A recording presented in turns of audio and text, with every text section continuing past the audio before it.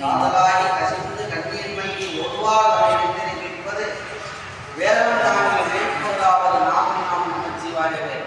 அதாவது உள்ளத்தில் அப்படியே போய் நின்று அப்படியே கண்ணில் அப்படியே கண்ணது வரணும். ஆனால் அங்கே போய் அங்கே தொட முடியும். நம்ம எவ்வளோ பிரச்சனை மனிதனுக்கு இல்லாத காரணமே குழந்தைங்க விளையாடணும்,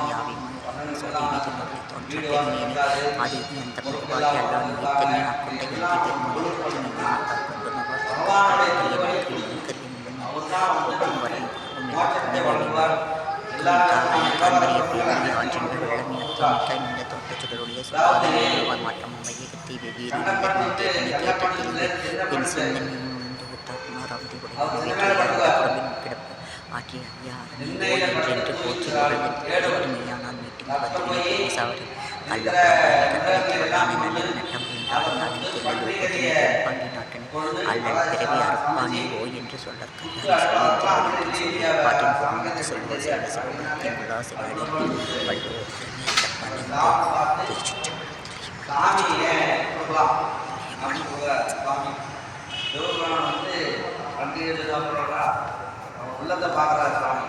உள்ளம் அப்படியே பரிசுத்தமான உள்ளம். அதனாலே அந்த பண்டிகை சாமி வைக்கிறாரு. சாமி சாப்பிடல, சாமி கண் தெரியலையா, அதனால அவன் சாப்பிட மாட்டேங்கிறேன்னு சொல்லி ஒரு கட்ட பேர் சாமி வைக்கிறாரு. அவங்க அப்பமா வைக்க மாட்டோம். அப்புறம் இடதுகால நோக்கி ஒரு அந்த கண்ணில் தண்ணி வருது.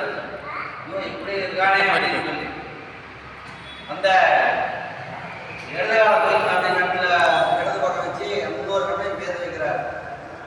பேர் வச்சோடனே சுவாமி அப்படியே அப்பான்னு விட்டாரா, கண்ணப்பனே அப்பான்னு விட்டாரா இல்லையா? எவ்வளோ பெரிய பாக்கியம். சுவாமி அப்பான்னு விட்டுறாரு, அது எவ்வளோ பெரிய பாக்கியம் பண்ணியிருக்கணும் இல்லையா?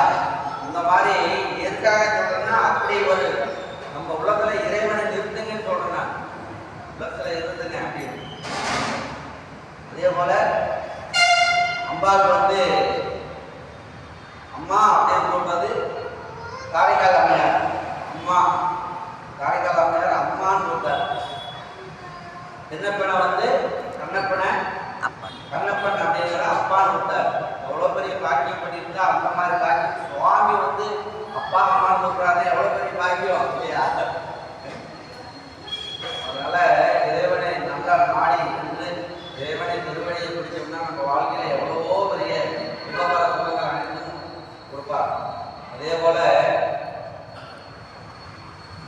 யோகிக்கு நேரம் அதுலாம் என்ன கேட்டீங்கன்னா, பட்டினத்தார் ஜென்மத்தில் குபேரன் சுவாமியினுடைய திருமேனி தொட்டு அலங்காரம் பண்ணும்போது சுவாமியுடைய கலர் அப்படியே சரியான கலர், சிறப்பா இருப்பார். ரொம்ப அழகு. அதாவது தோடுடைய செவ்வையில் கிடையாதையோ பூவென்பதை சொல்லி காடுடைய சொல்லை படி பூசி என் உள்ளம் கவர்கள் என்னுடைய வளரால் நான் பணிந்து என்றொரு செய் என்னுடைய பிரமாபுரம் எங்கிய பெண்மான் என்னன்றே பெண்மான் முன்னிறமாக இருப்பார் சுவாமி. அப்போ அவருக்கு அலங்காரம்லாம் செய்த போது சுவாமியினுடைய மேனி அழகா, இந்த நகையெல்லாம் அழகா அப்படின்னு தெரியல.